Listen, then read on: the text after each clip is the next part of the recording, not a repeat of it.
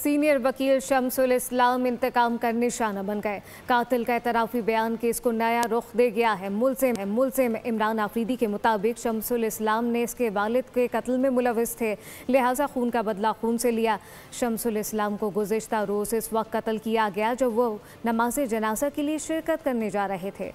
1 अगस्त को शमसुल इस्लाम को मौत की नींद सुलाने वाले कातिल का सनसनीखेज एतराफ़ी बयान मंजर आम पर आ गया। मुलज़िम इमरान आफरीदी ने वालिद की आपबीती बयान की, कहा कानून इंसाफ से मायूस होकर इंतहाई कदम उठाया। मुलज़िम इमरान आफरीदी मौलवी इबादुर रहमान नामी शख्स पर भी इल्ज़ाम लगा गया। कहा इस शख्स को गिरफ्तार करने से कई गुत्थियां सुलझ सकती हैं। वकील शमसुल इस्लाम के कत्ल का मुकदमा दरख्शा थाने में दर्ज किया गया था। भाई की मुद्दत में दर्ज मुकदमे में 7 अफराद नामजद थे। वाक़या उस वक्त पेश आया जब शमसुल इस्लाम एक नमाज जनाजा में शिरकत के लिए डिफेंस फेज 6 में मौजूद थे कि चेहरे पर मास्क लगाए शख्स ने फायरिंग कर दी और फरार हो गया। इस वाक़े में मकतूल का बेटा भी जख्मी हुआ था जो ज़ेर इलाज है।